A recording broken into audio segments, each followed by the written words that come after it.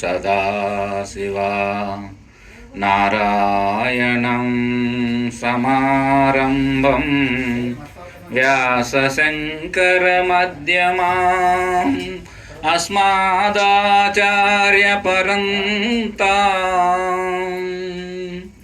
వందే గురుం పరంపరాం శ్రీకృష్ణం వందే జగద్గురుం గీతాచార్య పరంపరాం. ఆది సర్వలోకాలకు ఆదర్శ దంపతులైన లక్ష్మీ శ్రీమన్నారాయణ మూర్తులకు శివపార్వతులకు సాష్టాంగ అనేక దండ ప్రణామములు నమస్సులు. అలాగే స్టేజీని అలంకరించిన పెద్దలకి, పూజ్యులకి, భక్తులకి అందరికి కూడా హృదయపూర్వక నమస్కారాలు తెలియజేస్తూ మా సద్గురుదేవులు వెంకటకోటి యోగేంద్రుని యొక్క పాదపద్మములకు నమస్కరించుకుంటూ, లోకంలో ఉన్నది ఒకటే ధర్మం. మన దేవాలయాల్లో, అన్ని ముఖ్యమైన దేవాలయాల్లో ఉంటుంది ఆ శ్లోకం, ధర్మో రక్షతి రక్షతః. అంతే, 8 అక్షరాలతో ఉండేటువంటి ఒక చిన్న మాట, ధర్మో రక్షతి రక్షతః. అంటే ధర్మాన్ని రక్షించండి, ఆ ధర్మం మిమ్మల్ని రక్షిస్తుంది అని. అంటే రక్షించడం అంటే ఏమిటి? ఆచరించడం. అందుకే ధర్మాన్ని గురించి తెలుసుకోవాలి, ధర్మం గురించే వినాలి, ధర్మం గురించే బోధించాలి, ధర్మం గురించే అనేక రకాలుగా పరిశోధనలు చేయాలి, ధర్మం గురించే ఆచరించాలి. ఇవన్నీ కూడా ధర్మాలే తప్ప వేరే ఏమి లేదు. ఇట్లా మనకి ఒక్కొక్క దానికి ఒక్కొక్క ధర్మం ఉంటుంది. ఇక్కడ కూర్చున్నప్పుడు ఒక ధర్మం, అక్కడ కూర్చున్నక్కడ ఒక ధర్మం, వస్తే వాళ్ళకి ఒక ధర్మం, మన వాళ్ళ ఇంటికి వస్తే ఒక ధర్మం ఉంటుంది, మన ఇంటికి వాళ్ళు వస్తే ఒక ధర్మం ఉంటుంది. ఇవన్నీ కూడా సృష్టి అంతా కూడా అంతా దైవలీలే, దైవం యొక్క సృజన ఇదంతా. అయినా మన ఈ జీవులన్నీ వాటి ధర్మాల్లో, ఆ ధర్మాలకు లోబడి బ్రతుకుతూ ఉంటాం మనం.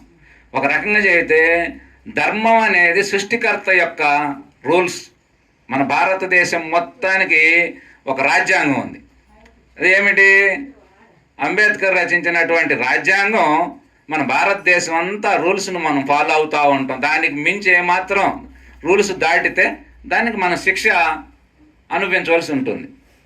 అట్లాగే సృష్టికర్త భగవంతుడు ఆయన రూల్స్ పెట్టాడు. సృష్టి మొత్తం ఆయన చేతుల్లో ఉన్న ధర్మం అనే గిరలు గీసిండు మనకి. ఆ ధర్మం ప్రకారం మనందరం జీవించాలి. ధర్మంలో చిన్న లోపం వచ్చినా కూడా ఆ పాత్రకి నువ్వు సెట్ కాలేదబ్బాయి, నీకు బాగాలేదబ్బాయి, గురువు పాత్రని ఇచ్చాం కానీ నువ్వు సరిగ్గా చేయలేదంటది ఆ పాత్ర, నువ్వు శిష్యుడిగా నీకు అర్హత లేదబ్బాయి అంటది. ఇట్లా మనం అనేక రకాలుగా ధర్మాలు ఉన్నాయి. ఆ ధర్మాలు అనేవి కొన్ని విషయాల్లోకి మరి మనం వెళ్ళి చూసుకున్నట్లయితే మనకి మహాభారతంలోను భాగవతంలోను 2 రకాలుగా వినపడే ఒక సన్నివేశం ఉంటుంది. అదేమిటయ్యా అంటే, భారత యుద్ధ ఘట్టాలు మొదలయ్యే సమయానికి బలరాముడు బలరాముడికి ఏమిటంటే కాస్త దుర్యోధనుని పక్షం అంటే కాస్త ప్రీతి ఎక్కువ, పాండవుల కంటే కూడా. కృష్ణుడికేమో ఆయనకు ఎవరి పట్ల అభిమానం లేదు. ఆయన అభిమానం వల్ల ఏమిటంటే ధర్మమే. ధర్మం ఎక్కడుంటే కృష్ణుడు అక్కడ ఉంటాడు, కృష్ణుడు ఎక్కడుంటే విజయం అక్కడ ఉంటుంది. విజయము, ఐశ్వర్యము, నీతి, సంపదలు ఇవన్నీ ఉంటాయి. అంతే తప్ప ఆయన కృష్ణుడికి వీళ్ళేమో సొంత వాళ్ళని కానీ అందరూ సొంత వాళ్ళే. భారతంలో ఆ యుద్ధ ఘట్టాల్లో పాల్గొన్నటువంటి ఆ కురువంశం కానీ అక్కడ ముఖ్యమైన వంశాలన్నీ కూడా కృష్ణుడికి అందరూ బంధువులే, ఎవ్వరు వాళ్ళు బయట వాళ్ళు కాదు. కానీ అలా తీసుకుంటే ఆయనకి కృష్ణుడు ఏమిటంటే ధర్మం పక్షాన్ని నిలబడ్డాడు. కానీ ఆయనకేమో ఈయన కొద్దిగా దుర్యోధనుడు కొడుకు సాయం చేయరాదా అని చెప్పి అడిగిండు ఒక సందర్భంలో. అన్నయ్య, దుర్యోధనుడికి సాయం చేయటం కాదు, నేను మాట ఇచ్చాను, పైగా మనం ధర్మం పక్షాన్ని ఉండాలి కదా, అందుకని నేను ఇటు ఉంటున్నా, మన నారాయణ సేన అంతా అటు ఉంటుంది కాబట్టి సరే జరగాల్సింది జరుగుతుందంటే అప్పుడు ఆయన బలరాముడు యుద్ధంలో పాల్గొనలా. అప్పుడున్న టైంలో బలరాముడు ఆయన యుద్ధంలో పాల్గొనకుండా ఇక నాకు ఆయనకి, ఎందుకంటే అటు ఉంటేనే మళ్ళీ తమ్ముడికి వ్యతిరేకం, తమ్ముడు అంటేనే ఆయనకి విపరీతమైన మమకారం. తమ్ముడు కాదని ఏమి చేయలేడు, ఏమి చెప్పలేడు, వరకు ఆవేశపడతాడు. కానీ మళ్ళీ లాస్ట్కి వచ్చి తమ్ముడిని అడగాల్సిందే, కన్నయ్య ఏం చేయాలి, ఇదేంది, ఇందులో మంచి ఏంది చెడు ఏంది, ఏం చేద్దామని. అందుకని ఇక తమ్ముడికి నిర్ణయం తీసేసుకున్నాడు. కాదని చెప్పి ఆయన మొత్తం మంది మారుబలం కొన్ని గుర్రాలు మా సంపదలు ఎత్తుకొని తీర్థయాత్రలు మొదలుపెట్టి బయలుదేరి వెళ్ళాడు. సరే, అనేక రకమైన ఘట్టాలు అవన్నీ తిరుగుతూ నైమిశారణ్యం చేరిండు ఆయన.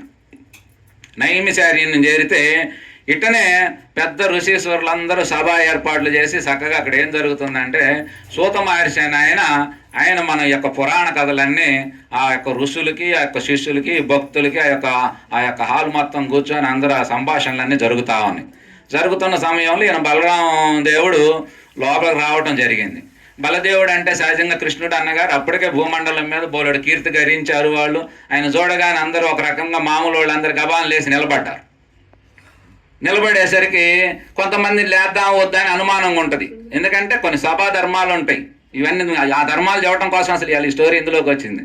మనము వచ్చేసరికి కొంతమంది లేచి నిలబడ్డారు, కొంతమంది నమస్కారం పెట్టినారు, కొంతమంది లేద్దాం వద్దా అనుకుంటున్నారు, కొంతమంది లేవకుండా కూర్చున్నారు. ఇందులో ఈ రకంగా ఉంటే చెప్పేటువంటి గురువు గారు సూత మహర్షి ఆయన సింహాసనం మీద కూర్చొని పురాణ కథలు వినిపిస్తున్నాడు. ఆయన లేవకుండా కథ చెబుతుంటే ఈయనకి బలదేవుడికి కొద్ది కోపం ఎక్కువ, గర్వం ఉంది. వచ్చిండు, వీళ్ళందరూ లేచి ఇంత నమస్కారం పెట్టి కృష్ణుడు అన్నగారు బలదేవుడు వచ్చిండంటే ఇంత నమస్కారం పెడితే ఈయన లేవడా? సూతుడు అంటే అర్థం ఏమిటంటే వైశ్య కన్యకి క్షత్రియ రాజుడికి జన్మించినటువంటి వారిని సూత కన్య అంటారు. ఆ యొక్క మరి కులం తక్కువ అనిగా భావించి ఈయనకి కులబుద్ధి బాగాలేదు, ఇంత నేను వస్తే నన్ను గౌరవించడానికి కోపంతో ఏం చేశానంటే ఆవేశంలో ఆలాహలం అంటే ఆయన నాగలు తీసుకొని ఒక దెబ్బ కొట్టడం జరిగింది. దెబ్బ కొట్టేసరికి పాపం అక్కడికక్కడ ఆయన చనిపోయింది సూత మహర్షి. ఋషులందరూ చాలా బాధపడ్డారు. ఏం అనలేక కొంతమంది లోపల అనుకొని, కొంతమంది స్వతంత్రం ఉన్న పెద్దవాళ్ళు, ఏమయ్యా నువ్వు అంత పెద్దవాడివి ఇట్లా చెప్పొచ్చా, సభాధర్మం నీకు తెలియదా అని చెప్పి వాళ్ళు మందలించారు. అంటే ఆ సభాధర్మం ఏమిటయ్యా? సభాధర్మాలంటే ఈ చెప్పేటప్పుడు ఎవరైతే ఇక్కడ కూర్చొని స్థానాన్ని అలంకరిస్తారో వాళ్ళు సాక్షాత్ గురుమూర్తి, దైవ స్వరూపం, దైవానికి ప్రతినిధి. ఎందుకంటే జ్ఞానమే గురువు జ్ఞానమూర్తిగా ఉన్నాడు. జ్ఞానం దైవంగా ఉంటుంది. జ్ఞానం సత్యాన్ని దర్శిస్తుంది. సత్యం ఆత్మదర్శనం అవుద్ది. ఆత్మ పరమాత్మ రెండు వేరు కాదు. మళ్ళీ అక్కడ దాకా పోయి మళ్ళీ అన్ని కిందకు వస్తాయి. కాబట్టి అలా ఉన్నటువంటి వాళ్ళు, నీవు ముఖ్యమంత్రి వచ్చినా సరే, ఇప్పటికీ మన పెద్ద పెద్ద సభల్లోకి పెద్దవాళ్ళు వచ్చినా సరే చెప్పే మనిషి లేవడానికి అవకాశం లేదు, లేవకూడదు. అది సభాధర్మం. ఆ మనిషి అలానే చెప్పాలి. వినేవాళ్ళు శ్రద్ధగా వినాలి, మాట్లాడుకోకూడదు, ఎట్లా పడితే అట్లా ఉండకూడదు. ఏదన్నా అవసరమైతే బయటికి సైలెంట్గా వెళ్ళిపోవాలి. ఇక అది ఆ గురువుకి సంబంధించినటువంటి ధర్మం. అట్లాగే ఈ మనం ఉండాల్సిన భక్తులు, శిష్యులు పద్ధతులు ఎలా ఉంటున్నాయి అంటే, ఎప్పుడు పడితే అప్పుడు వస్తున్నారు, గబా నాలుగు బెల్లులు కొడతాం, ఎక్కడ పడితే అక్కడ ఉంటే. మరి సభ అసలు సత్సంగాలు అనే దానికి వాటికి ఒక ప్రాధాన్యత కానీ విలువలు కానీ ఉండకపోవటం వల్ల ఏమవుద్ది, రావటం, దెబ్బ కొడతాం, గోల జరుగుతున్నది. అంతేకాదు గురువులు ఇక్కడ చెప్తా ఉంటాం, రావటం, ఎవరు భక్తులు వాళ్ళు వచ్చి పాదాలకు నమస్కారాలు పెట్టకూడదు. ఎందుకు పెట్టకూడదు? అక్కడ వచ్చి నువ్వు సభ జరుగుతుంది, అక్కడ నిలబడాలి. నిలబడ్డ వ్యక్తి ఏం చేయాలి? అక్కడ నిలబడి అక్కడ ఉన్నటువంటి దేవాలయం కానీ, గురుపీఠం కానీ, గురుమూర్తికి నమస్కారం పెట్టుకొని నిలబడి, ఇక్కడ ఉన్నటువంటి గురువులందరికీ హృదయపూర్వక నమస్కారాలు పెట్టుకొని, ఎక్కడ ఉన్నటువంటి భక్తులందరికీ కూడా నమస్కారం పెట్టుకొని సైలెంట్గా ఊరికి తెలియకుండా పక్కన కూర్చోవాలి. అలా కూర్చున్నావు అనుకోండి, ఎవ్వరూ నిన్ను కదిలేరు, నువ్వు చూడరు. ఇది అయిపోయింది. సభ అయిపోయిన తర్వాత ఎవరు గురువుకి వాళ్ళు, ఎవరు భక్తులు వాళ్ళు అంత సామూహికంగా పెట్టుకోండి. మీకు నచ్చితే పెట్టుకోండి, నచ్చకపోతే మానుకోండి. మీరు పూజ చేసుకోండి, గురుదక్షిణలు ఏమైనా చేయండి, తప్పేం లేదు. సభాధర్మం అనేది ఎవరికి వాళ్ళు రావటం, ఆయన వచ్చి పెడతాడు. చెప్తుంటే ఎంత దెబ్బతింటది ఏకాగ్రత అనేది. కాబట్టి ఆ సభని మనం పాటించాలి. ఇవి ముఖ్యంగా ఏమిటంటే శిష్యులుగా ఉన్నటువంటిది, గురు సాంప్రదాయంలో నడిచేవాళ్ళు ఇవి మనం పాటించాలి. ఇవి తెలియట్లా, రావటం, ఎవరంతటి వాళ్ళు రావటాలు, దండాలు పెడతాలు, వీళ్ళు కూడా కథ ఆశీర్వదించటాలు, ఇవన్నీ చేస్తే సబ్జెక్టు ఇందులో ఎలా ఉంటాయంటమ్మా, సబ్జెక్టులు మనం అనగానే సత్సంగం అనగానే ఒకటే అనుకుంటాం. 4-5 రకాలుగా ఉంటాయి. ఏమిటి 4-5 రకాలు? మీటింగులు అంటారు. మీటింగులు అంటే ఏమిటి? మీటింగులు, ఇష్టాగోష్ఠి, ప్రవచనం, సత్సంగం, ఇవి ఈ పేర్లతో ఉంటాయి. పేరుందంటే దాని సబ్జెక్ట్ తేడా ఉన్నట్టే. సైరీ గురువు గారు అంటే ఆయన నరసింహ గురువు గారు అంటే ఏమ, నారాయణ స్వామి అంటే ఈయన, మేము ముగ్గురం వేరేగా. అలాగే 4 రకాల సబ్జెక్టులు 4 రకాలుగా తేడా ఉంటుంది. ఇప్పుడు మనం ఒక్కొక్క దాన్ని పరిశీలన చేసినట్లయితే మీటింగులని ఎవరిని అంటామంటే రాజకీయ నాయకులు అన్నారు. మీటింగ్కి పోతున్నావా అంటారు, లారీలు పెట్టుకొని బస్సులు పెట్టుకొని మీటింగ్కి వెళ్తారు. మీటింగుల్లో ఏముంటాయి అక్కడ? మైకులు తీసుకొని ఆత్మస్తుతి పరనింద. అంటే మా ప్రభుత్వాలు మేము ఎంత గొప్పగా చేసినవో, మా తాత అయ్యోళ్ళు ఎంత ఉద్ధరించారో, పక్కన వాళ్ళు అందరూ పాడు చేసినారు రాష్ట్రాన్ని, మేము వస్తే మొత్తం మిమ్మల్ని గాలిలో మేళ్ళ కడతాం అని వాళ్ళు చెబుతారు. అంతేగా వాళ్ళు చెప్పేది. దాన్ని మీటింగులు అంటారు. ఇంకా కమ్యూనిస్టులు వాళ్ళు కూడా ఏదో దేశం అంతా ఆగమైపోతుంది, భూసాయ వ్యవస్థ రద్దు చేయాలా, అవి చేయాలి, ఇవి చేయాలా, సమభావన పెరగాల, కుల నిర్మూలన జరగాలని పాపం వాడు బాధలు వాడు పడతారు. ఇవన్నీ కూడా మీటింగుల కిందకు వస్తాయి. అయితే సామాన్య జనులకి అర్థమయ్యే విధంగా, ఆకర్షించే విధంగా కొన్ని మోసం, కొన్ని మాయ, కొంత అబద్ధం, ఇవన్నీ కలుపు చెప్పేవన్నీ ఆ మీటింగుల్లో భాగాలు. ఇవి కూడా మంచి అయ్యి ఉండొచ్చు, కానీ లోపాలు ఉన్నాయి. ఇక రెండవది ఏంటంటే, మనం ఇష్టాగోష్ఠి అనేది ఎలా ఉంటుంది అంటే సరదాగా, ఇప్పుడు మనం ఈ కార్యక్రమం అయిపోయిన తర్వాత మైకులు తీసి పక్కన పడేసి గురువు శిష్యుడు అనే భేదం లేకుండా అవకాశం ఉంటే అందరం కూడా కుర్చీలు ఉంటే కుర్చీల్లో కూర్చొని, లేకపోతే అమ్మకే ఒక కుర్చీ ఇచ్చి మనందరం కింద కూర్చొని చక్కగా నువ్వు అడుగుతా ఆమె చెబుతా, నీకు తెలిసింది మళ్ళీ ఆమె మనందరం వింటా, సరదాగా కలిపి మాట్లాడుకునేటువంటి సంభాషణలు ఉంటాయి. అందరూ కలిసి మాట్లాడుకునేదానిని ఇష్టాగోష్ఠి అంటే, అందరం కలిసి మాట్లాడుకునేదాన్ని ఇష్టాగోష్ఠి అంటారు. కానీ దాన్ని ఏం చేస్తున్నావు తెలుసా? సత్సంగం అని పేరు పెట్టి అడగాలగా. మేము అడుగుతాం, నువ్వు చెప్పు, నువ్వు తెలిసింది అడుగుతుంటివి, చెబితే ఎనవాయా, నువ్వేం అడుగుతావు, నువ్వేం చెప్పాలా? దాన్ని తెచ్చి ఇందులో పులగం కలిపిండు ఆయన. తేడాలు. ఎందుకంటే జ్ఞానం అనేది ఎక్కడికక్కడికి వేరు చేసి చూస్తేనే జ్ఞానం ద్వారా సత్యదర్శనం అవుద్ది తప్ప లేకపోతే ఉపయోగం లేదు. ఇప్పుడు ఆ ఇష్టాగోష్ఠి అనేది అలా మాట్లాడుకునేది, మనకు అన్నం తిన్న తర్వాత సరదాగా చెట్ల కింద వేసుకొని టెంట్లు వేసుకొని మాట్లాడుతూ ఉంటాం. మన అందరూ అన్ని కార్యక్రమాల్లో ఉంటుంది అలా మాట్లాడుకునేది. ఎందుకంటే మంచి ఇప్పుడు దాకా జరిగిన సత్సంగం గురించి దాన్ని మళ్ళీ చర్చలు చేయటం అంటే ఇంకా విపులంగా వివరణ చేయించేదాన్ని ఇష్టాగోష్ఠికి, సరదాగా మాట్లాడుకునేదాన్ని ఇష్టాగోష్ఠికి చెప్పుకోవచ్చు. ఆ తర్వాత ప్రవచనం అనే దాంట్లో 4-5 రకాలుగా ఉంటుంది. ప్రవచనంలో ఒకళ్ళు ఏమిటి, బాగా సీరియస్గా చెప్తా ఉంటారు. నేనున్నా ఇప్పుడు వాస్తవానికి నేను కథలు చెప్పను, ఉపమానాలు తక్కువే చెబుతా. ఎంతప్పటికి భావోద్వేగంతో ప్రజల హృదయాలకు ఎట్లా నాటాలా, ప్రజల్లో ఎట్లా దానికి చైతన్యం మేల్కొల్పు చేయాలా, వాళ్ళలో మార్పుకి ఎట్లా శ్రీకారం చుట్టాలనేది నా ప్రవచనం అంతా ఆ విధానంలోనే. ఏదో సీరియస్గా నా వీడియోలు మళ్ళీ నేను చూసుకుని ఏది నా ముఖం ఎంత సీరియస్గా ఉంది అందులో అనుకుంటా. మామూలు నవ్వుతా, సరదాగా ఉండాలి వాస్తవానికి. కానీ అలా ఉండదు. ఎందుకంటే భావతాపత్రయం ఎంత చెప్పినా ఇది అర్థం కావట్లేదు, ఎట్లా అర్థం అవుద్ది ప్రజలకి, ఎట్లా దీంట్లో మార్పులు తేవాలని తపన ఉంటుంది. ఇది ఒక టైపు ప్రవచనం. ఇంకొక ప్రవచనం ఏమిటంటే కాస్త సరదాగా జోకులు వేసుకుంటా, కాస్త నవ్వెత్తా, కాస్త మిమిక్రీ చేసుకుంటా, కాస్త కామెడీ చెప్పుకుంటా సత్య దర్శనం అట్లా కూడా చేయించవచ్చు. అట్లా కాకుండా కొంతమంది శ్లోకం చెప్తూ దాని తాత్పర్యం చెప్తూ అలా కొంత పాటలు మధ్యలో ఇందాక అమ్మాయి ఒక పాట పాడించింది అట్లా చెప్పుకుంటా అది చెప్పొచ్చు. అది ఒక రకమైన ప్రవచనం. ఇట్లా మనకి 4-5 రకాలుగా చెప్పేదాన్ని ప్రవచనం. అందుకనే ఇప్పుడు సేగంటి కోటేశ్వరరావు గారికి ప్రవచన చక్రవర్తి అని బిరుదు ఎందుకు ఆయనకి ఇచ్చారు? ప్రవచనం అంటే పురాణ కథలన్నింటినీ, పురాణ ఇతిహాసాలన్నింటినీ, వాటిలో పాత్రల్ని, ఆ పాత్ర ధర్మాలని అసలు ఔన్నత్యంగా, అంటే ఒక స్త్రీ ఒక అలంకరణ చేసుకుంటే ఎంత అందంగా వర్ణించాలో అంత అందంగా ఆయన వర్ణించగలడు. ఒక క్షత్రియుడు ధనుసు పట్టుకొని నిలబడితే రాముడు ఆ రాముడిని ఎట్లా వర్ణించాలో ఆయన వర్ణించినంతగా ఎవరు వర్ణించలేరు. అంటే ఆ పాత్రల యొక్క నైపుణ్యత వాటిని అంత అందంగా చూపిస్తాడు అన్నమాట. భాష, ప్రాస, ఆ వివరణ, ఆ విధానాలు అవన్నీ అంత గొప్పగా పాత్రను పోలి చెప్పే విధానం అంతా కూడా దానిని ప్రవచనం అంటారు. దాని సత్సంగం అనరు.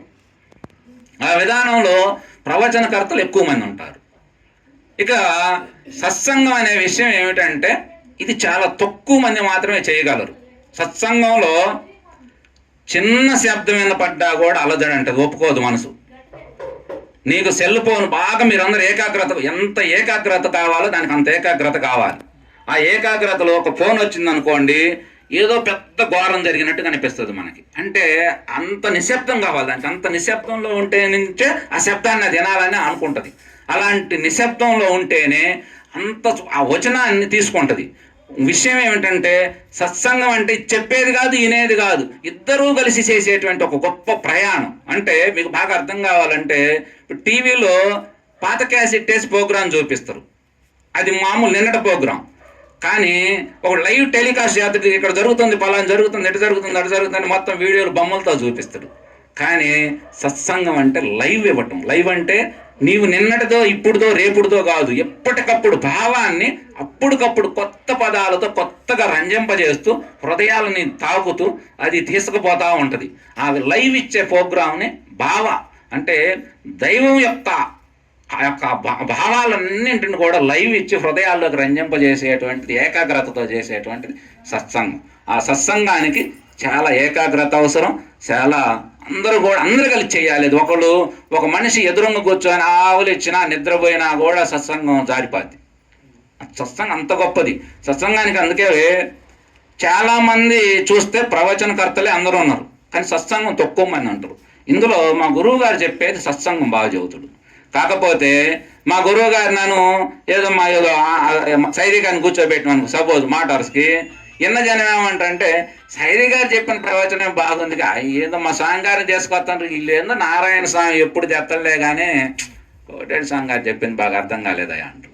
ఇదేందా అని మేము పరిశోధన చేస్తే ఈయన ప్రవచనం చెబుతాడు. ప్రవచనం ఏమిటంటే పాత్రల రూపంలో పేర్లు పెట్టి అవన్నీ చెప్పటం వల్ల మనిషికి ఏమిటంటే వెంటనే ఇప్పుడు మనం సినిమా చూసినాం అనుకోండి, అది అర్థం అవుద్ది. సినిమాని కథగా చదివితే అర్థం కాదు, ఎందుకంటే దృశ్య కావ్యాన్ని మనకు బాగా అర్థం అవుద్ది, మనసుకి ఎక్కిది. కానీ ఆయన ఏం చేస్తాడు, కళ్ళు మూసుకొని ఆయన చూసుకొని ఆయన ఆనంద పెట్టుకోవటం, ఆయన రమించుకుంటూ వెళ్ళిపోతాడే కానీ ఇది ప్రజలకు అందిందా, ప్రజలకి చేరువైందా, ప్రజలను రంజింపజేయలేడు. అలా చేసేటువంటిది సత్సంగం. అందుకనే ఆయన ఎవరితో పని లేకుండా అడుగులో ఒక్కడే కూర్చోగలిగిండు. అంటే నిత్యం ఆయనతో ఆయన గడిపిండు, ఆయనలో ఆయన గడిపిండు, అంత ఆయనగా మారిపోయిండు. ఆయనకు అందుకని సమాజం బాగలేదని కానీ బాగుందని కానీ చెప్పాలి, అంత అద్భుతం అనుకొని వెళ్ళకుండా ఉన్నాడు. కానీ నా దృష్టిలో ఇప్పుడు ఏంటి, నేను ప్రపంచాన్ని నేను అంత ఏదో ఉద్ధరించాలనిపిస్తుంది నాకు. ఎందుకు, నాకు ఆయన ఆ లైన్లో ఉంది, నాకు అక్కడ ఆయన వేరు మనం వేరుగున్నాం. అందుకని ఈ సత్సంగాలకి, ప్రసంగాలకి, మీటింగులకి, ఇష్టాగోష్ఠులకి, వీటన్నిటికీ మనకి అంత తేడాలు ఉంటాయి. ఈ తేడాలన్నింటినీ మనం అర్థం చేసుకొని ఇలా మనం ఆచరణలోకి పెట్టుకోకపోతే ముఖ్యంగా ఏమిటంటే రోజుగా గురు సాంప్రదాయంలో నడిచే వాళ్ళకు కూడా పద్ధతులు తెలియట్లా.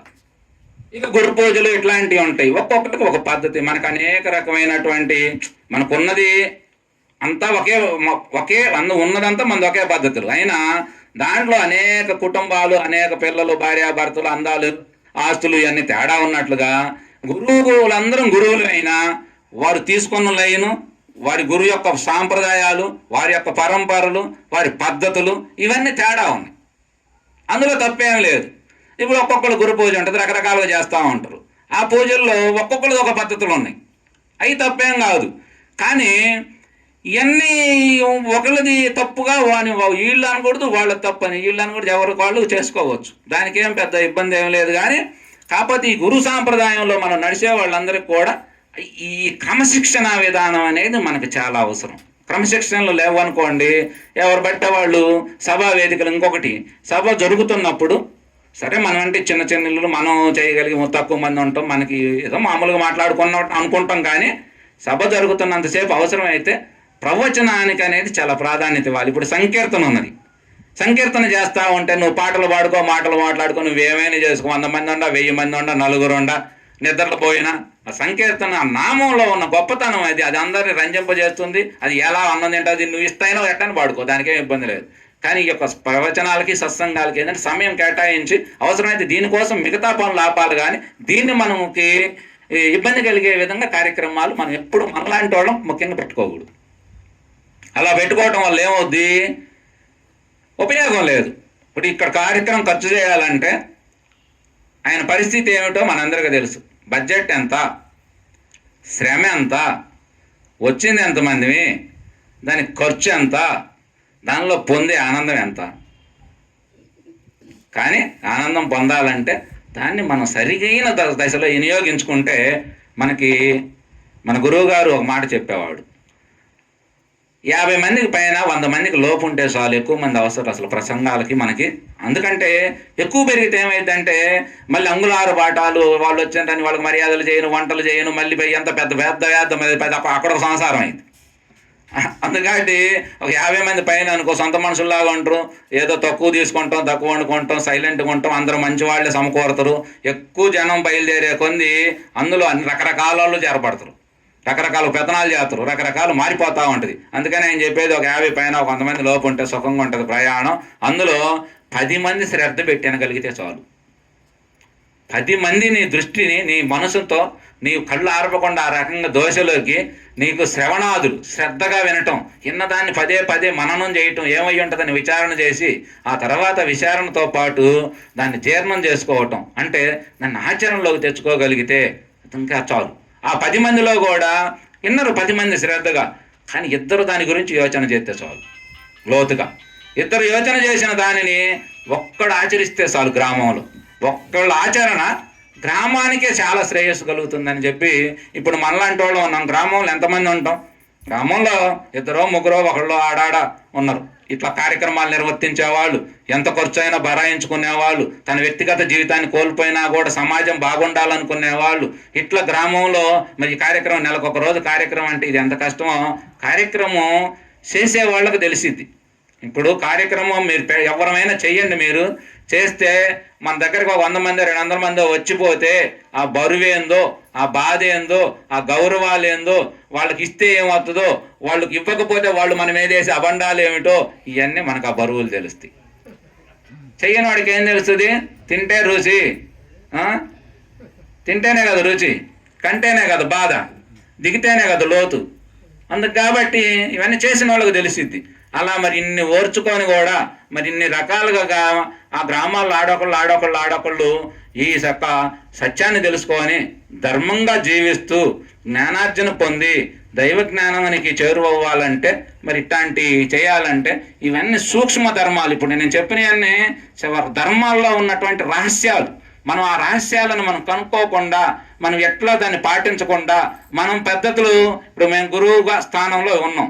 గురువు స్థానం ఏం చెప్పాలంటే ఇవి చెప్పాలి. మనం ప్రవచనాలకి ప్రాధాన్యత ఇవ్వాలి. సంకీర్తన చేసేటప్పుడు ఉంటాం, లేచిపాడు కూర్చుంటాం, 100 మంది దండాలు పెట్టుకోండి, తప్పులేదు. ఇక్కడ కూర్చున్నప్పుడు ఎవరు వచ్చి దండం పెట్టడం కానీ కదిలేయటం కానీ లేదు. అసలు నువ్వు వచ్చిందే వెనక టైం ప్రకారం రాకపోగా మళ్ళీ నువ్వు వేడొచ్చి కాళ్ళు ఏం పిసుకుతూలే కానమ్మా ఆడు కూర్చో అని చెప్పి ఒకసారి గట్టిగా చెబితే కూర్చుంటారు. ముందు వచ్చినటువంటి వాళ్ళు కాస్త ముందుకు తిరిగి కూర్చుంటే వెనక వచ్చిన వాళ్ళు వెనక కూర్చొని, ఇవన్నీ నాకేమిటంటే పెద్దవి చెబుతాం కానీ అసలు ముందు చిన్నవి తెలియట్లేదే.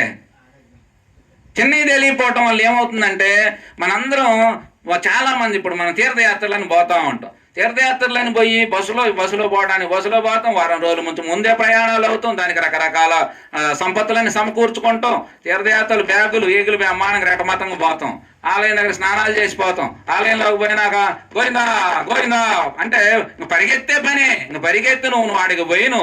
ఆలయం ఎప్పుడు కట్టినరు, ఎవరు కట్టినరు, అసలు ఈ స్తంభాలు ఏమిటి, ఈ శిల్ప సంపద ఏమిటి, ఎంతమంది దీనికి గుణాదుల్లో సమిధులయ్యి ఉంటారు, వాళ్ళ జీవితాలు ఎంత దారపోసి ఉంటారు.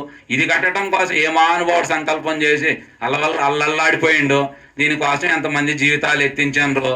మనకు మూల విరాట్ కాదు, నేను చూసేది మూల విరాట్ని చాలా తక్కువమ్మా. ఆలయం ప్రతి గుణాది రాయి దగ్గర నుంచి శిఖరం దాకా వనువున అట్లా ఒక్కసారి స్పర్శించి ప్రతి మహాత్ముడికి ఎంతమంది రక్తం ఒడ్డుంటారో. మన చెన్నిళ్ళు కట్టాలంటే మనకి ఎంత కష్టమైందో.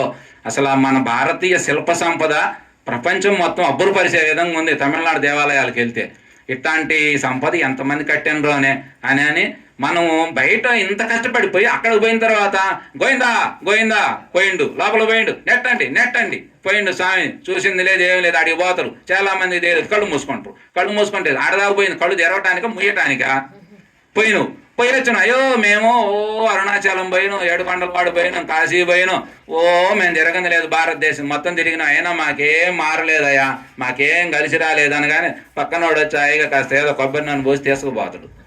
నువ్వు పోవటం అంటే నువ్వు ఎందుకు పోయినావు? అసలు నువ్వు పోయిన ఉద్దేశం ఏమిటి? నువ్వు అసలు ఏమైనా స్వామిని దర్శించినవా? నీకు దర్శించను అంటే దానికి నిదర్శనం మీకు ఒకటేనమ్మా, గృహం కాబట్టి చెప్తున్నా. గృహాల్లోనైనా దేవాలయాల్లోనైనా మీరు ఇక్కడ ప్రయాణం చేయండి, ఉరకండి, కానీ ఆలయంలో పోయిన తర్వాత మనసును బాగా, అందుకే మనకి ఏం చెప్తారు, 3 చుట్లు తిరగమని చెబుతారు.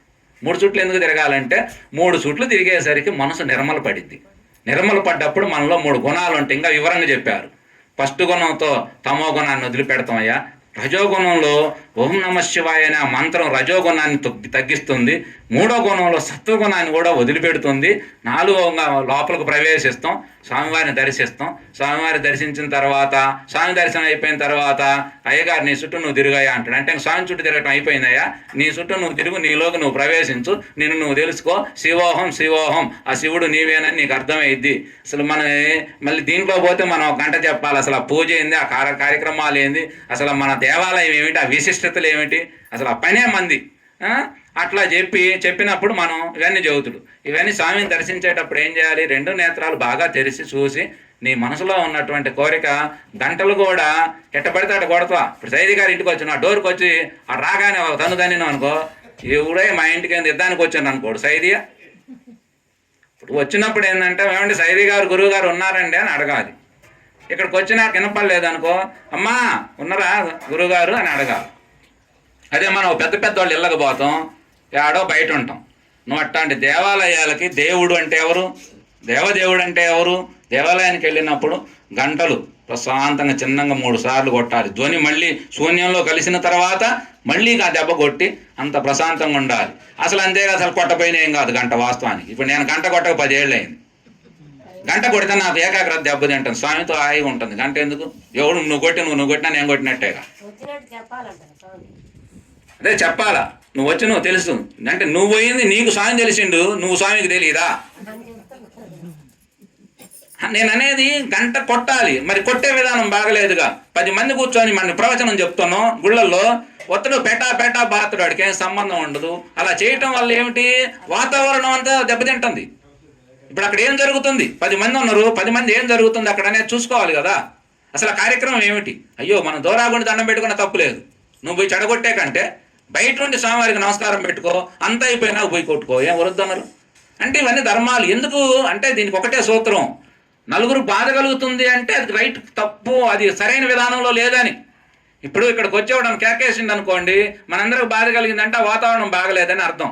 ఎవరో మంచి ఆయన వచ్చి నమస్కారం పెట్టిండ్రు, అయ్యా ఒక ఇనా, ఇప్పుడు ఎవరన్నా 4 ఇనేసి అర్థగిన వాళ్ళు వస్తే మనకు పండగ, అమ్మయ్యా వచ్చాను రండి కూర్చోండి అని పెద్ద. అట్లా మంచి వాతావరణాన్ని సృష్టించేదిగా మారాలంటున్నాం మనం. మనమేమి చెయ్యొద్దంటల్లా. ఈ విధానంలో మనం చేసుకోవాలి. అలా చేసుకున్నప్పుడు నువ్వు హాయిగా ఉంటావు, లోకం హాయిగా ఉంటుంది, మొత్తం వాతావరణం. అందుకే ధర్మం అనేదాన్ని మనం చెప్పింది, మనం మొదలుపెట్టుకుంది ఎక్కడ? ధర్మం తప్పితే ఒకటే దానికి, ధర్మం తప్పుతున్నావు అంటే దుఃఖం కలుగుతుంది.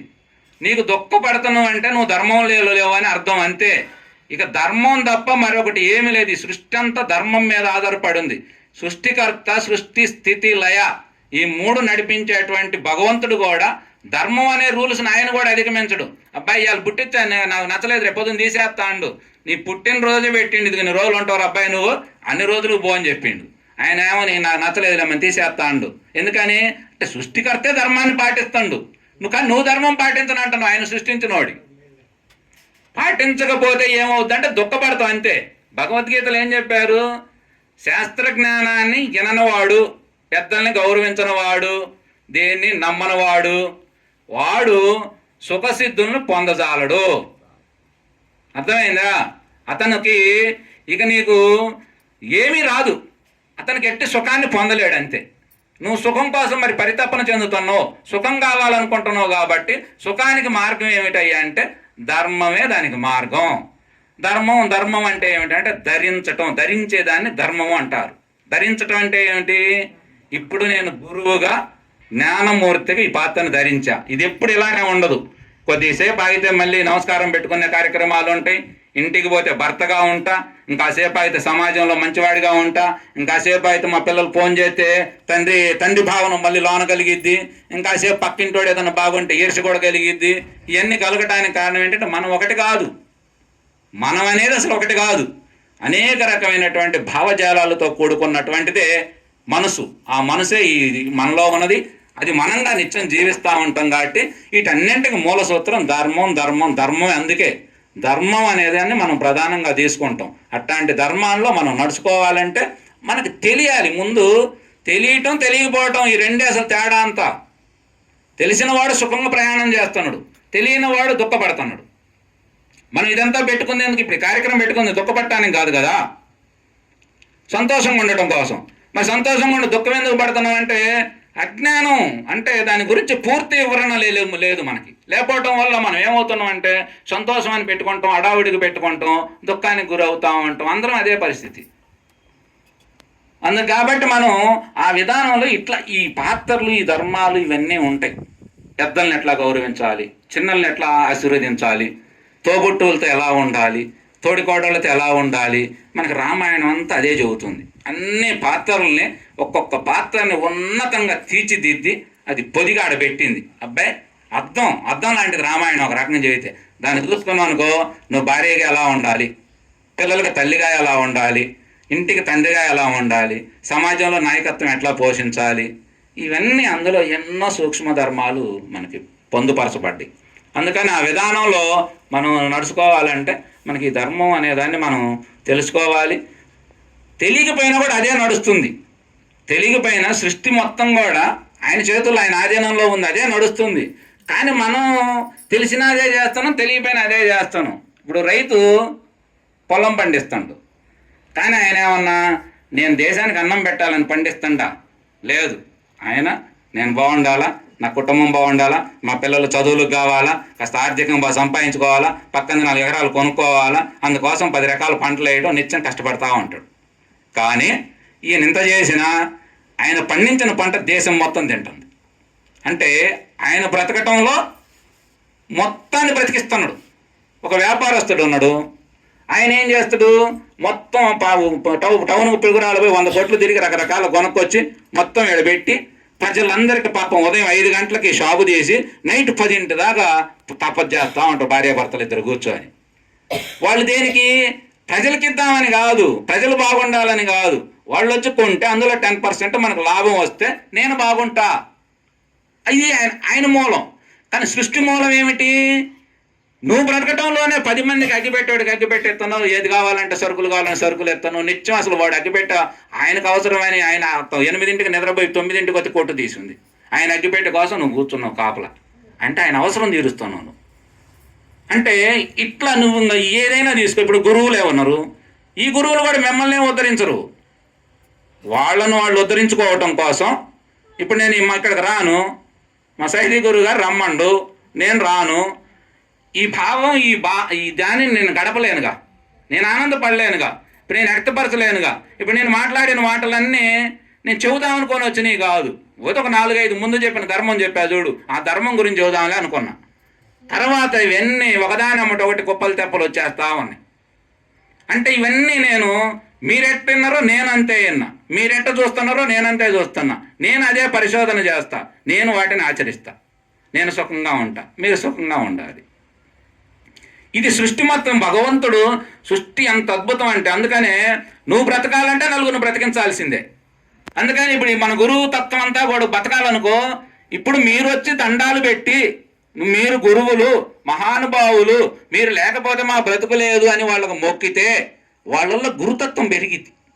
అందుకే మనకు పెద్దలకు దండం పెట్టమనేది. ఎందుకంటే ఏ మనిషి అయినా మనం బాగా చేసినది. పాపం సైదీ గురువు గారు ఏందో పాపం పేదరికంగా ఉన్నా కూడా పాపం ఎంత బాగా చూసుకున్నాడు. 50 మందిని పిలిచిండు, భోజనాలు పెట్టిండు, ఎంత బాగా చేసిండు. అసలు భలే చేసిండే మహానుభావుడు. నెల చేస్తానంట, ఇంకా చేయాలి బాగా అని చెప్పిన అనుకో, వచ్చే నెల కూడా పాపం ఆయన మనం సిద్ధపడిద్ది. మన పాత మళ్ళీ చేస్తారని చెప్పాను, చేయపోతే ఎట్లా అని. అట్లాగే గురువులనైనా సృష్టిలో ప్రతి దాన్ని ఎంకరేజ్మెంట్ మీదే, ప్రోత్సాహం మీదే నడుస్తూ ఉంటుంది. ఇప్పుడు మీరు అందరూ ఏందా నువ్వు చెప్పేది, నువ్వు చెప్పి నువ్వు నీకేం తెలుసు అని 4 సార్లు వ్యతిరేకంగా మాట్లాడండి, నాకు జనాలను చూస్తే భయం పుట్టింది, ఇంక చెప్పాలని కూడా అనిపించదు. అంటే గురువు కూడా కుంచుకుపోతాడు. ఇప్పుడు చాలామందికి సబ్జెక్ట్ ఉంటుంది, వాళ్ళు చెప్పలేకపోవడానికి కారణం ఏమిటంటే వాళ్ళకు వాళ్ళు ఎంకరేజ్ చేసుకోలేకపోవటం ఒకటి, లోకంలో ఆదరణ లేకపోవటం మరొకటి. లోకంలో ఆదరణ ఉండట్లా, ఎందుకంటే ప్రవచనకర్తకి ఆదరణ లేదు. ఆదరణ లేకపోవటానికి 2 కారణాలు ఉన్నాయి. ఒకటి, ప్రపంచం గుర్తించకపోవటం ఒక పద్ధతి అయితే, ఇతను ఆచరణలో కూడా సరైన దశ లేదు. ఏదో చెప్పమన్నాం అనుకో, 4 మాటలు చెప్పేసి వదిలేసిపోతే కుదరదు. ఆ మాటలు తనగా మారుతూ ఉంటే లోకం అది ఆదరిస్తుంది. అందుకనే ఎందుకని ఈయన బాగానే చదువుతారు, ఈయన ఎందుకు ఆధారం లేదంటే ఆయనకు ఆధారం లేకపోవడానికి కారణం ఆయన చెప్పినటువంటి మాటలకే ఆధారం లేదంటే ఆయన ఆచరణలో నిత్యం దానికోసం ఆయన పరితపన కానీ ఆ యొక్క సమాజం పట్ల బాధ్యత కానీ ఆ ధర్మాల పట్ల అవగాహన కానీ సరిగ్గా లేదు. లేకపోవటం వల్ల ఆయనకు ఆధారం లేదు. ఆయన అసలు మొట్టమొదటి మనం చేయాల్సింది ఏంటంటే అమ్మా, మనల్ని మనం ఆరాధించుకోవాలి, మనల్ని మనం ప్రేమించుకోవాలి. మళ్ళీ అందులో మన పట్ల మనకు ఎక్కువ రాగం ఉండకూడదు. రాగం, మమకారాలు ఉంటే మళ్ళీ అహంకారంగా మారింది. కానీ ఆరాధన అనేది నిన్ను నువ్వు ఆరాధించుకోవాలి, నిన్ను నువ్వు ఎంకరేజ్ చేసుకోవాలి, నిన్ను నువ్వు గౌరవించుకోవాలి. ఇలా మనం అందరం కూడా అట్టొచ్చిన వాళ్ళమే. మొన్నటిదాకా ఆడున్నాం, ఇప్పుడు ఏడున్నాం. ఎట్ట ఉండగలిగినాం అంటే దాని పట్ల జిజ్ఞాస ఉంది, దాన్ని తెలుసుకోవాలని తపన ఉంది. తెలుసుకున్న తర్వాత కొంత అనుభవించను. ఈ అనుభవించిన నలుగురికి చేరితే వాళ్ళు కూడా బాగుంటారు కదా మనలాగే. ఇవాళ మాకుంది, శత్రువులు లేరు. ఎందుకు లేరు? లోన శత్రువులు చంపేసినాం, బయట శత్రువులు లేరు. నీకు ఎప్పుడైనా శత్రువులు ఉన్నారు అంటే నువ్వేమనుకుంటా అంటే బయట ఉన్నారు, బయట లేరు, లోనంతా శత్రువులు, లోన ఉన్నారు. మహాత్ములంతా చెప్పింది లోపల ఉన్నారు ఆ శత్రువులు. ఈ శత్రువులే బయట వాళ్ళ శత్రువులను చేస్తున్నారు. అందుకని నీ లోనున్న శత్రువులను నువ్వు గుర్తించు, నీ శత్రువుల్ని నువ్వు సంహరించు, నీ శత్రువులకి నువ్వు యజమానిగా మారు. కానీ వాళ్ళు మన శత్రువులందరికీ మనం దాసులుగా ఉంటున్నాం. అందుకని మనం దాస్యం కాకుండా శత్రువులకి మనం యజమానిగా మారి మనల్ని మనం జయించి మనం ఆధిపత్యం చేసి మనం యజమాని కావాలి. ఇప్పుడు ఈ కుటుంబానికి యజమాని ఎవరు? మన సైదీ గారి దంపతులు, అవునా? మనం కాదుగా. అట్లాగే ఈ దేహానికి యజమాని ఎవరు? భగవంతుడే.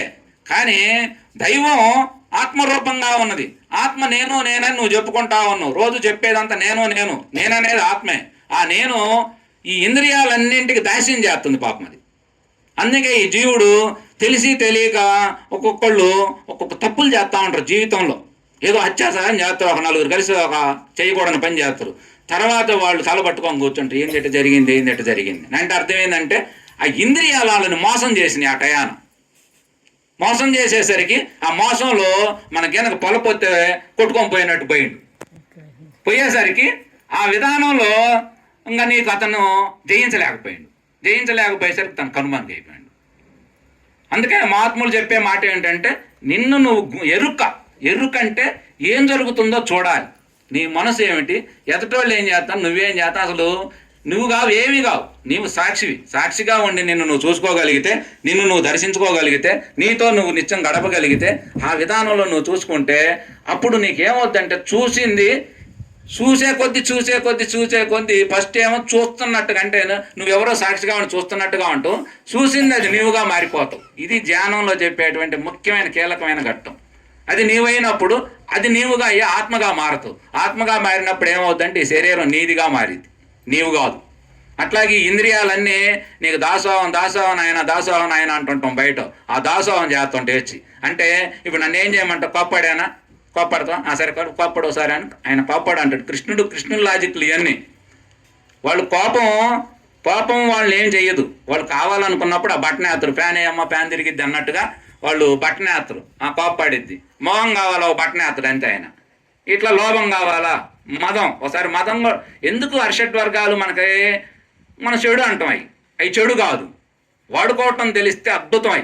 వాడుకోవటం తెలియకపోతే అవి నిన్ను పతనావస్థకు తీసుకుపోతా ఉన్నాయని చెప్తున్నారు. కానీ అద్దుకున్న వాటికి యజమానిగా నువ్వు మారితే అవి నీకు అద్భుతం. లేదా అవి నిన్ను పాలించినయా, ఇక నీ బ్రతుకు కాని రాకుండా శూన్యంలో తీసుకుపోతాయి. వాటికి నువ్వు యజమానిగా మారితే నువ్వు విశ్వప్రదాతగా మారుతావు. అందుకని విశ్వప్రదాతగా మారాలంటే ఇట్లాంటి సూక్ష్మ ధర్మాలన్నీ తెలుసుకొని మనం చక్కగా నడుచుకోవాలి. ఇవన్నీ కూడా సభా ధర్మాలు, ఇట్లా శిష్య ధర్మాలు, భక్తి ధర్మాలు, గురు ధర్మాలు, ఇవన్నీ గాడి తప్పకుండా ఆయా ధర్మాలను, ఆయా స్థానాలని ఉన్నటువంటి వాళ్ళని ప్రజలకు మనం అందిస్తా, మనం ఆదర్శంగా ఉంటా. ముఖ్యంగా గురువు, శిష్యుడు, భక్తుడు, ఈ ముఖ్యమైన పాత్రలు ఇవన్నీ లోకాలకు ఆదర్శంగా మనం జీవిస్తా మనం ముందుకు పోతా ఉంటే లోకం సస్యశ్యామలం అవుద్ది. మా ఆత్మలు కళ్ళన్నీ కూడా అయ్యే. లోకమంతా బాగుండాలనే కదా ఇప్పుడు ఈ కార్యక్రమం. ఎందుకు పాపం ఆయనకి 5-6 వేలు ఖర్చు పెట్టుకుంటాడు. ఏం దీనివల్ల ఆయనకు ఉపయోగం? ఏమీ లేదు. నేను కథ ఆడాడు తెలుసుకుంటున్నా, చూస్తున్నా. ఏమో 10 మంది మన ఇంటికి వస్తే వాళ్ళు సంతోషపడతారు, మనో బాగుంటాం, ఏదో అందరూ ఆ ప్రేమతత్వంలో కాసేపు గడపొచ్చు అని కార్యక్రమం పెట్టుకున్నాడే తప్ప లేకపోతే ఇదేమో ఆయనకేమో డబ్బులు ఎక్కువ చేసే పని కాదు, డబ్బులు ఉండి చేసే పని కూడా కాదు. సరే ఎక్కువైతే అది వేరే విషయం, ఉండి చేసిన అదొక పద్ధతి. ఇది లేదు అది లేదు, అయినా కార్యక్రమాలు ఎందుకు? తెలుసుకున్న మాట నలుగురు చేరాలా, నలుగురిని కూర్చోబెట్టి మాట్లాడించాలా అని చెప్పి కార్యక్రమాలు చేస్తున్నారు. నిజంగా ఈ కార్యక్రమం ఇటునే కొనసాగిస్తూ ఉంటే కాస్త భక్తుల్ని అది కూడా పెంచుకొని మనం ఖర్చు తక్కువలో చూసుకొని చేసుకుంటా, అవసరం అయితే నెలకి 2 కలిస్తే ఎంత అవుద్ది చెప్పండి? మొన్న తుమ్మల చెరువులో కార్యక్రమానికి అవసరమైతే మనం ఒక 1000 రూపాయలు ఇస్తే 50 మందికి భోజనం అయింది. 2 మనుషులు షేర్ 500 వేసుకుంటే నెలకి 500 అయితే 1000 రూపాయలు అవుతుంది. 50 మందికి భోజనం ఏడే కూర్చొని తయారు చేయొచ్చు. సైదీ గారి కార్యక్రమం ఆచారంలో మనకి ఒక ఆశ్రమంలాగా తయారవుద్ది. వాళ్ళు దంపతులు కొత్త వయసు ఉంది, చేసుకోగలుగుతున్నారు. మరి ఇక్కడ 10 మందిని మనం తయారు చేయగలుగుతాం. మన కొత్తపాలెం నుంచి 10 మంది వస్తారు, వేరే ఊరి నుంచి 10 మంది వస్తారు. నెల ఒక కార్యక్రమం అంటే బ్రహ్మాండంగా నడిచింది. ఇది సైదీ గారు ఒక్కరు చేసేది కాదు, అందరం కలిసి ఆయన ఆధారం చేసుకొని మనందరం కూడా ఖర్చు పెట్టుకుంటా, శ్రమ చేసుకుంటా మనందరం ఐక్యంగా చేస్తే ఇప్పుడు వచ్చిన ఆయన చేసిండు, మనం మాట్లాడినాం, మనం ఆనందపడ్డాం. ఎన్నరు మీరు ఆనందపడ్డారు, హాయిగా తింటాం, మనందరం ఆనందపడతాం, హాయిగా పోతాం. ఎవరు ఎంత చేశారు? మనమే చేసుకున్నాం అన్నీ. అందుకాటి ఈ కార్యక్రమాన్ని నడిపించండి, దానికోసం కావాల్సినవన్నీ సంసిద్ధం చేసుకోండి. దానికి ఏం మనం పెట్టే ఖర్చుల్లో ఇవాళ నెలకు 500-600 మనిషి ఖర్చు అంటే నెల పెట్టే పనిలే.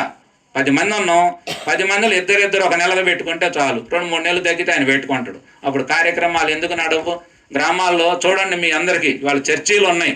ఎట్లా ఉంటున్నాయి? ఒక్కొక్క గ్రామంలో 10 చర్చీలు ఉంటున్నాయి. 10 రోజులు 20 మంది బోధకులు ఉంటున్నారు. ఆదివారం వచ్చి పనికి పోయిన వా పాపమని చెబుతాడు, దశం భాగం ఇవ్వకపోయిన వా నీకు నష్టం వద్దని చెబుతాడు. ఏం మేము చెప్పలేము మీకు దశం భాగాలు చేయండి అంటే ఇవాళ చేర తల 500. కానీ మనం చెప్పకూడదు. మన అర్చకత్వంలో కూడా అర్చకుడు, నిజమైన అర్చకుడు ఎవరు కూడా నువ్వు నాకు ఇంత ఇయ్యని అడగకూడదు. దానికి ఒక మంత్రమే ఉంది, యథాశక్తి ప్రకారం ఇవ్వండి. యథాశక్తి అంటే అర్థం ఏంది? సైదీ గారు అయితే 200 ఇవ్వాలి, నేనైతే 1000 ఇవ్వాలి. స్థాయిని బట్టి ఇవ్వాలి అది. అంతే తప్ప సైదీ గారు 200 ఇచ్చిన నేను 50 ఇద్దా అంటే కుదరదు. అనే నా రూల్స్ అనేది మనకు యథాశక్తి ప్రకారం ఇవ్వమని నిజమైన అర్చక స్వాములు అలా అడుగుతురు. అంతే తప్ప మీరు చదివే ఉన్నదాంట్లో 10% ఇవ్వండి అని చెప్పరు. గుడికి రాకపోతే మీకు పాపం తగిలిద్ది, దేవుడు మిమ్మల్ని క్షమించడానికి చెప్పం. అసలు పనే దయ్యం అని చెబుతాం మనం. మరి ఇంత స్వేచ్ఛను పెట్టుకొని, ఇంత ఆయుతనాన్ని పెట్టుకొని, ఇంత గొప్ప గురుతత్వాన్ని పెట్టుకొని 7-4 మనుషులు కూర్చోవడానికి ఇంత ఇబ్బంది అయితే ఎట్లా మనకి? అందుకని ఈ కార్యక్రమాన్ని మీరు బాగా ప్రచారం చేయండి. ఇక్కడ ఎక్కువ వరకు జనాలు వచ్చే నెలలో మనం కార్యక్రమాన్ని ఇంకా పెంచుకొని ఆర్థిక వనరులు కూడా అచ్చం ఆయన చేసే పని కాదు. మీ శక్తిగా ఏమైనా ఉంటే దాని చేతనైతే మీరు కూడా తలక సాయం చేయండి అమ్మా. మనం పెట్టే ఖర్చులు ఎంతలో ఖర్చులు ఇవ్వాలా? అందుకని ఈ విధంగా చేయాలని చెప్పి కోరుకుంటూ, మరి సైదీ గారి యొక్క పుణ్య దంపతులకి హృదయపూర్వక ధన్యవాదాలు తెలుసుకుంటూ, అమ్మవారికి నమస్కరించుకుంటూ, మరి యొక్క సమస్త సద్గురువులకి, సర్వదేవతలకి హృదయపూర్వక ధన్యవాదాలు తెలుసుకుంటూ, హరి ఓం తత్సత్, సర్వం శివార్పణమస్తు. స్వస్తి.